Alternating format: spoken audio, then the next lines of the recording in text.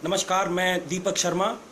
जय हिंद कहना चाहूँगा सभी को। जैसा कि मैंने बताया था, आनंद पाल जी का इनकाउंटर जो हुआ है, सबसे पहले मैं यहाँ पर बता दूं कि उस विषय पर हजारों संदेश मुझे प्राप्त हुए कि इस पर मैं अपनी राय रखूं।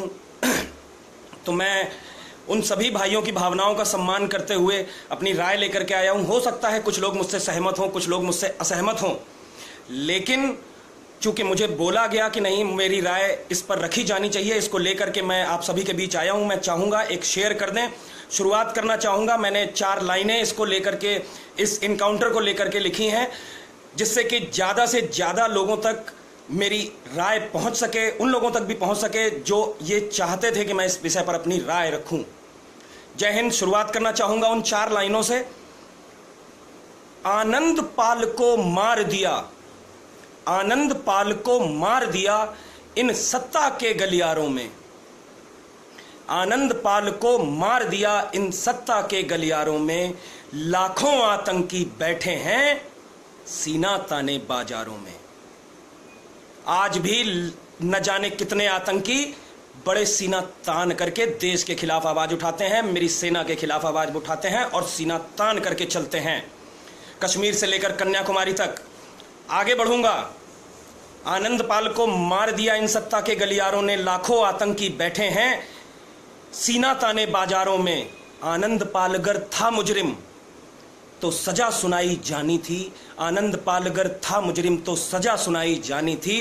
इनकाउंटर करना उसका प्रशासन की मनमानी थी, इनकाउंटर करना उसका प्रशासन की मनमानी थी। एक अखलाक मरे कोई, एक अखलाक मरे कोई, या मरे कहीं पर इशरत आतंकी। एक अखलाक मरे कोई या मरे कहीं पर इशरत आतंकी।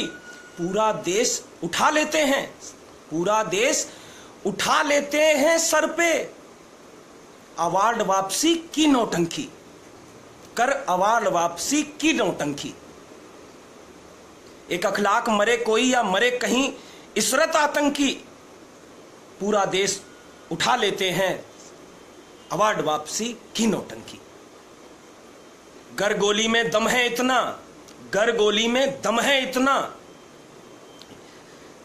तो ठोकते क्यों ना याकूब गिलानी को।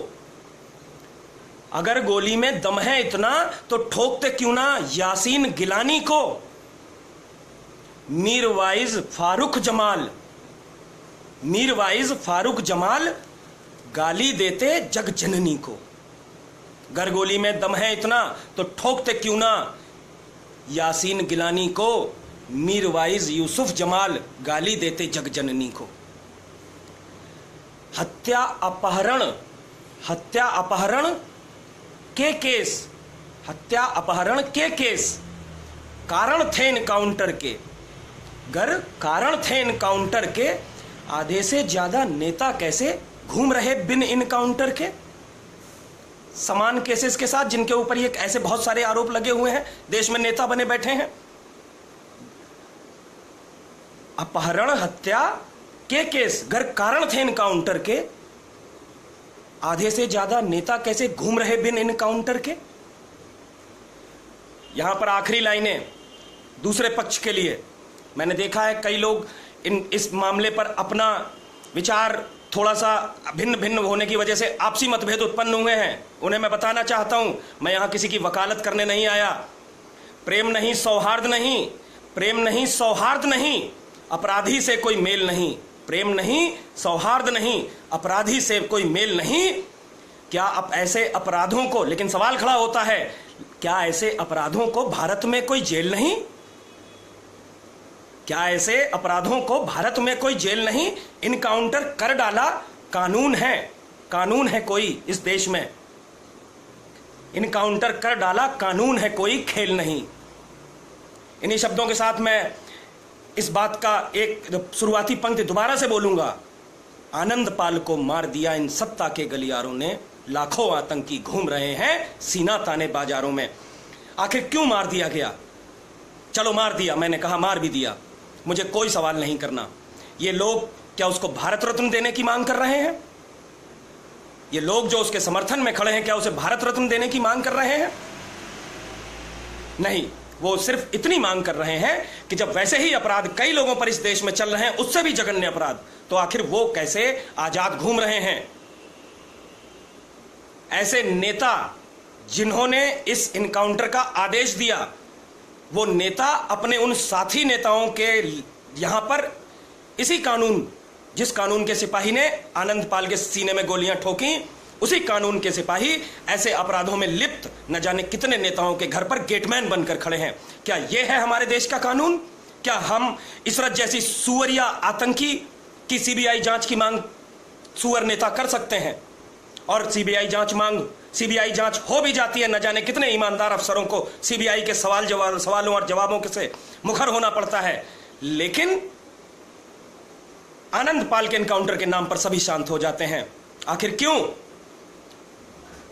मैं कहता हूं, कोई मेल नहीं, कोई जोल नहीं, अपराधी से कोई मेल नहीं, लेकिन अगर बात उनके परिवार को आशंका है, उनका परिवार यह चाहता है कि जब वैसे ही अपराधों में, क्यों ना चाहे, मैं कहता हूं वैसे ही अपराधों में जब इस देश के सैकड़ों हजारों नेता लिप्त हैं, तो वो आजाद कैसे घूम रहे हैं? मैं सीबीआई जांच की मांग की, मैं ना तो आनंद पाल के अपराधों का समर्थन करता हूं, ना उसे कोई मैं महापुरुष घोषित करना चाहता हूं, लेकिन मैं उनके परिवार की इस मांग में शामिल हूं कि अगर उनका एनकाउंटर हुआ है तो इसकी सीबीआई जांच होनी चाहिए।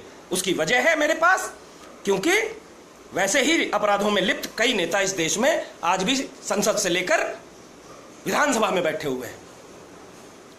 एक बात और कहना चाहूंगा, मैंने फेसबुक पर दो पक्षों को झगड़ते हुए देखा है इस एनकाउंटर को लेकर के। मेरे भाइयों, मेरा आपसे टूटे हाथ से मेरा आपसे निवेदन है कि इस तरीके के मुद्दों को लेकर के आपस में कोई बैर न पालें। दोनों ही पक्षों से मेरा निवेदन है। और एक बात कहना चाहूंगा, दोनों ही पक्षों से मेरी बात है कि देखिए, कि ना तो आनंद पाल को आप महापुरुष करें, यह हमारी संस्कृति नहीं।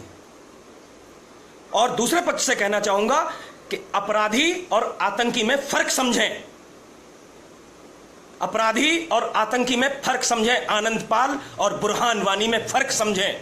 कहीं पर भी ऐसी पोस्ट न डालें जिसमें कहीं पर आनंद पाल की तुलना बुरहान वानी जैसे नीच सुअर से की गई हो, या उनके समर्थकों की तुलना याकूब मेमन के देशद्रोही समर्थकों से की गई हो। वो भारत तेरे टुकड़े होंगे के नारे लगाते हैं, वो भारत के टुकड़े करने की मंशा रखते हैं।